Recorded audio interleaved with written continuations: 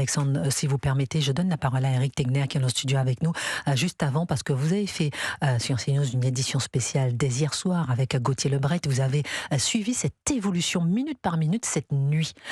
Quel regard portez-vous ce matin sur cette crise, ce mouvement inédit des agriculteurs et ces images inédites que nous voyons ce matin? Oui, en effet, Christine, hier soir, c'était une soirée absolument folle parce que d'abord, c'était les gens qui étaient choqués de voir des centaures qui avaient quand même été déployés avec l'aval de Matignon face à ces agriculteurs. On a vu des images vers 21h45 avec des agriculteurs qui levaient les mains devant les gendarmes, qui leur disaient on n'est pas là pour s'en prendre à vous, on n'est pas des racailles, on n'est pas ceux qui caillassons habituellement les policiers. Il y avait les centaures qui entouraient tout ce groupe qui était à près de 100 km de Paris, et finalement, on a pu voir vers 22h15 les tracteurs qui ont fendu absolument les champs, donc qui sont partis vers Paris à ce moment-là. Et message à souligner, c'est que les agriculteurs essaient de protéger évidemment les gendarmes pour qu'ils ne se fassent pas blesser par les tracteurs. Et donc à ce moment-là, on a compris, je pense que dans les différents ministères, ils ont compris que les agriculteurs et les tracteurs étaient en route vers Paris, avec un ensemble de convois à travers la France qui sont également dirigés vers Paris. On était en contact avec une autre équipe, il y avait notamment Baudouin Wisselman de Frontières, où on voyait le chat et la souris, c'est-à-dire qu'ils étaient un convoi de 7 tracteurs, 5 ont été mis en garde à vue, 2 autres sont partis à travers champs,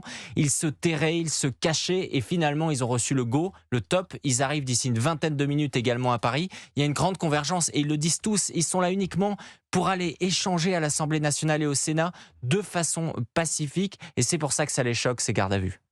Rappelons qu'il y a 20 personnes effectivement en garde à vue. Le président de la coordination rurale Occitanie est en garde à vue. Également, moi, il y a une image aussi qui m'a choquée, qui m'a pris aux tripes aussi, parce qu'un agriculteur qui disait qu'entre les gendarmes, les forces de l'ordre, et mon tracteur, je suis là. C'est-à-dire que je ne vais pas attaquer les forces de l'ordre. Alexandre Jardin, merci infiniment de répondre avec nous en direct sur Europe 1. Vous avez la France dans les tripes. Qu'est-ce que la France vous dit ce matin? Qu'est-ce que les agriculteurs vous disent ce matin?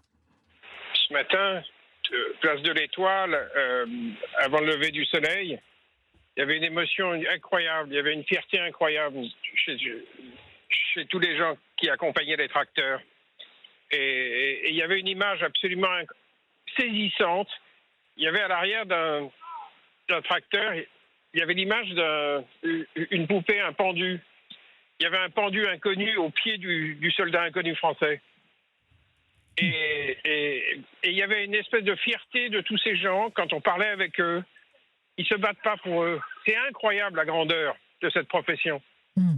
Et ils se battent pas. Ils se battent pour vous tous, pour nous tous. Ils se battent pour notre sécurité alimentaire. Dans un contexte mondial où tout le monde devient fou, où s'il y avait un problème d'approvisionnement, si nous sommes trop dépendants de l'extérieur, il va y avoir un problème dans nos assiettes. Donc ils se battent pour des choses très fondamentales. Et puis tout à coup, il y a un CRS qui est venu me voir pour me demander de partir. Vous, Alexandre Jardin? Oui. Mais il l'a dit poliment, il m'a dit je suis embêté, il me dit c'est nos officiers qui nous demandent. Et cette phrase, elle est incroyable. Hein, parce que on sent que le type, il sent bien que ça n'a rien à voir avec un combat ordinaire, un combat normal. On touche au fondamental, on touche à la nourriture. Et hier, je me suis engueulé avec le patron d'un grand journal français qui me disait tu te trompes de combat, il ne faut pas soutenir ces gens parce que ça ne représente que 5% financièrement des accords du Mercosur. Et tout à coup, je lui ai dit mais enfin, t'es dingue, tu manges 3 fois par jour. Je veux dire, la valeur de ce que tu manges, elle n'est pas monétaire. Elle est de l'ordre du fondamental. Et puis, je voulais aussi dire que là, en arrivant à l'Assemblée, après, je viens de croiser Mercadal qui va chercher les tracteurs qui sont bloqués. Guillaume Mercadal, oui. Oui, et un leader syndical, qui va chercher les tracteurs bloqués devant la Tour Eiffel. Il partait. Et puis, j'ai été boire un café dans le café qui est juste en face de l'Assemblée, la brasserie de Bourbon. Et il y avait des gens de la coordination rurale qui étaient là avec leur bonnet, ils avaient caché leur bonnet. Et puis il y a eu un débat avec des députés. Je ne vais pas sortir les noms parce que ce serait incorrect, mais ils avaient tous des couleurs différentes. Et il y a eu un moment qui était bouleversant dans ce café. Pierre-Guillaume Mercadal? Non. Les députés? Les autres. Les politiques? Oui. Parce qu'ils avaient des couleurs différentes. Oui, Et racontez-nous. il sentait bien qu'il y avait... qu'on touchait au fondamental, qu'on ne pouvait pas juste s'écharper, en faire des trucs merdiques de politique. C'est pour ça qu'ils ont raison de mener un combat fondamental. Ne serait-ce que ce moment-là que je viens de vivre là, dans la brasserie Le Bourbon en face de l'Assemblée, on voit bien que les députés, merde, ils sont pas cons. Quand on leur parle réellement, humainement, et qu'on leur dit, mais enfin, qui va entretenir les paysages? Qui va assurer la sécurité des assiettes de nos familles? Là, pendant que je vous parle, d'ailleurs, je vois arriver des dizaines de cars de police. Vous êtes où précisément? Rappelez-nous, Alexandre Jardin, vous êtes où précisément à Paris? Place du Palais Bourbon, juste en face de l'Assemblée. Assemblée nationale. Là, je vois arriver des colonnes des colonnes de camions, probablement parce que Mercadal a dû aller débloquer des tracteurs. Mais ce que je veux dire, c'est que ce que j'ai vu dans ce café, tout à coup, les députés n'étaient plus des couleurs politiques, ils étaient des hommes, ils étaient des femmes. Alors j'aime bien ce que vous dites, Alexandre Jardin, parce que vous avez vu des députés qui ne sont plus, qui n'ont pas eu de couleur politique et qui s'entendent. Mais vous savez, Alexandre Jardin, moi j'aime bien cette émotion hors Assemblée nationale. Moi je veux de l'émotion à l'Assemblée nationale. Je veux des décisions à l'Assemblée nationale. Je veux des décisions au niveau de l'exécutif. Je veux des décisions au gouvernement. Et c'est ce que veulent aussi les agriculteurs. Il y en a marre aussi, Alexandre Jardin, et vous êtes d'accord avec moi, j'en suis sûre, d'avoir cette émotion dès qu'on est dans un café, d'avoir cette émotion quand on est en tête à tête face à un agriculteur, d'avoir cette émotion quand on n'est pas assis à l'Assemblée nationale, mais lorsqu'il faut voter, lorsqu'il faut se mobiliser pour les Français, lorsqu'il faut se mobiliser pour la France qui crève, là, ce matin, sous nos yeux, ils sont où nos politiques? Alexandre Jardin, vous êtes au cœur de Paris, au cœur des agriculteurs, au milieu d'eux. Vous êtes président, je rappelle, du mouvement des Gueux. Que pouvez-vous nous témoigner à l'heure qu'il est? Il n'est même pas possible en réalité que le Mercosur inclue l'agriculture. Donc, ils ont raison de se battre parce que dans la réalité, on ne peut pas avoir une destruction de notre base agricole.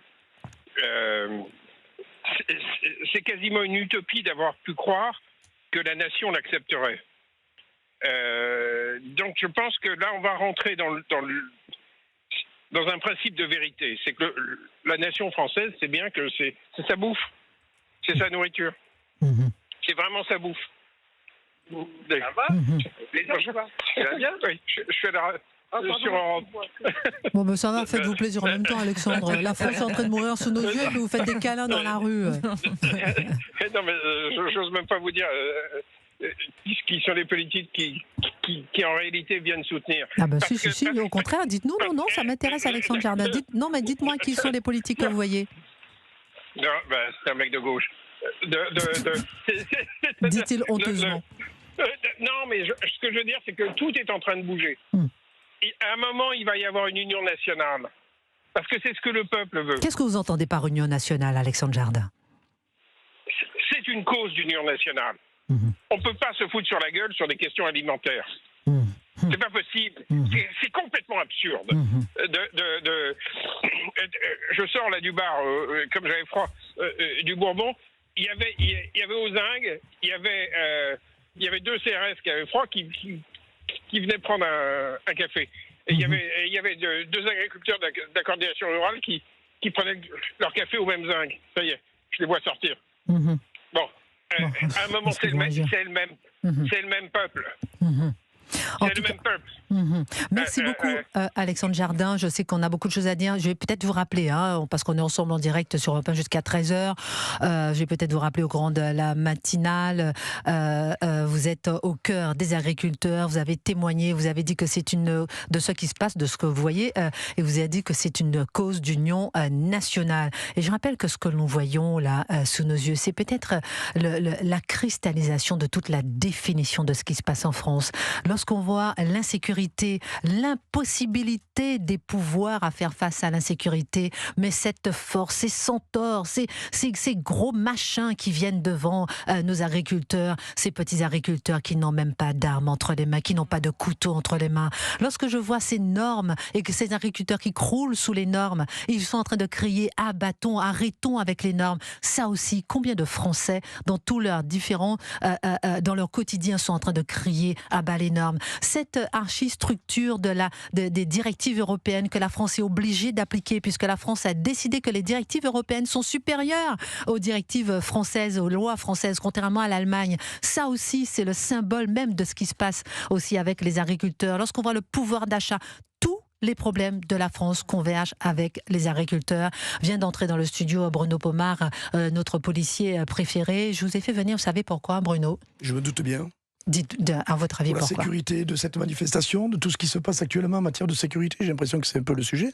Pire, je vais vous demander, est-ce que vous pensez vraiment que c'est illégal ce que font les agriculteurs? D'abord, avant de vous donner la parole à Gabrielle Cluzel, vous êtes petite fille de paysanne et j'ai envie d'entendre, et de paysans, j'ai envie d'entendre votre cri du cœur. Oui, moi je suis très touchée par ce qui se passe. J'ai encore un lien très fort. Je suis revenue d'ailleurs en Aveyron, qui est la terre de mes ancêtres, et j'ai des oncles, cousins, neveux agriculteurs, donc ça me touche beaucoup. Et je tiens à vous dire, Christine, parce que certains me l'ont dit, j'y suis retournée à Noël, ils m'ont dit merci de nous défendre. Et je crois que c'est important de montrer que nous ici, nous les défendons. Vous savez ce qui m'a touchée, c'est la vue de l'Arc de Triomphe ce matin, de ce tracteur autour de l'Arc de Triomphe. Parce que le soldat inconnu dont parlait Alexandre Jardin, eh bien, vous savez qu'il y a de fortes chances pour qu'il soit agriculteur. On n'imagine pas ce que le tribut qu'a payé le monde paysan pendant toutes les guerres, mais pendant celle-là aussi, on le voyait. Excusez-moi, Gabrielle Cluzel, je vous parle de quelque chose qui se passe à l'instant T. Je suis plutôt une fille d'actualité à la seconde près. Yaël Braun-Pivet est venue devant l'Assemblée nationale, là, à l'instant. Elle est en train de se faire huer. Et il se passe quelque chose. J'en ai des frissons. Les agriculteurs sont en train de pousser les portes de l'Assemblée nationale. Moi, je vous le dis, la garde républicaine, elle a normalement pour ordre de tirer, et vous allez me confirmer ou pas, Bruno Pomar, si on marche sur l'Assemblée nationale.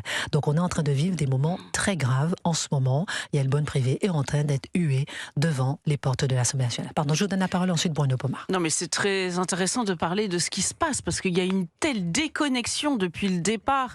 J'entendais un responsable de la coordination rurale qui parlait de la façon désastreuse dont la ministre de l'Agriculture avait traité la dermatose nodulaire sans la moindre humanité, sans aller à la rencontre des gens, sans rien faire de tout cela, sinon envoyer des centaures et puis envoyer les forces de l'ordre faire le sale boulot. C'est mal perçu, évidemment, qu'on l'a entendu, il y a beaucoup de malaise parmi les forces de l'ordre, parce que c'est le même peuple, vous avez raison de le dire, et on entend fuser, moi je l'ai vu sur des vidéos, là aussi de ma région, des gens qui disaient, mais dis donc, vous allez moins vite dans les banlieues, il y a cette idée de 4F, fort avec les faibles, faible avec les forts. Voilà donc la ça question. Aussi, c'est absolument voilà ce qui ressort, Gabrielle Cluzel. Je vous interromps, ma chère Gabrielle, je sais que vous êtes sur votre élan, je sais que Bruno Pomar est là, je sais que Marie-Christine nous appelle de Paris. Attendez-moi, Marie-Christine, mais venez avec moi, Marie-Christine, vous nous appelez de Paris, devant les portes de l'Assemblée nationale. Écoutez, voilà ce qui se passe maintenant.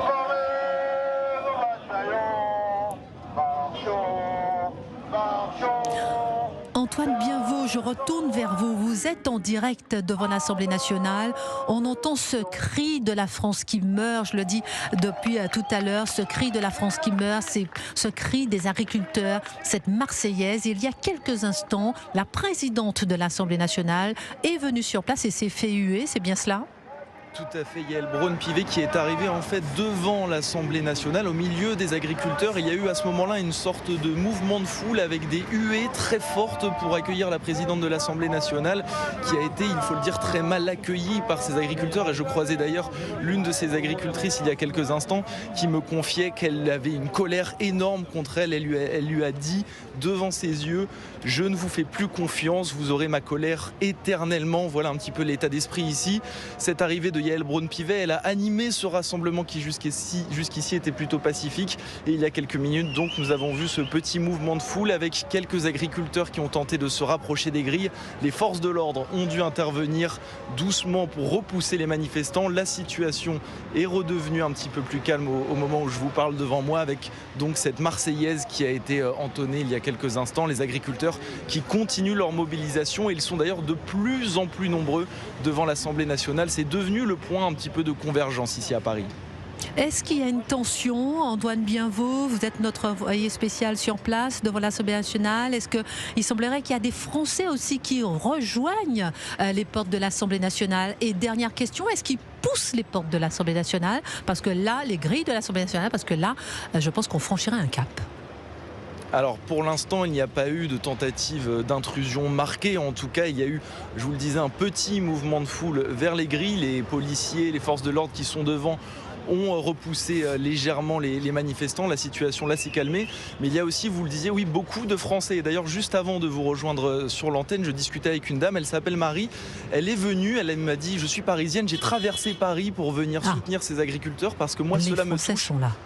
Voilà, il y a beaucoup aussi de soutien populaire. On voit beaucoup d'agriculteurs avec leur bonnet jaune de la coordination rurale, mais beaucoup aussi de Parisiens qui s'arrêtent, soit curieux, soit qui sont venus de leur plein gré pour soutenir ces agriculteurs, pour leur témoigner leur soutien. Donc il y a un mélange et un engouement populaire autour de ce mouvement. Un engouement populaire autour de ce mouvement. Et là encore, je ne sais pas, merci beaucoup Antoine Bienvaux, je vous reprends quand vous voulez. Là encore, on voit, je ne sais pas comment dire, cette déconnexion entre les élites et le peuple.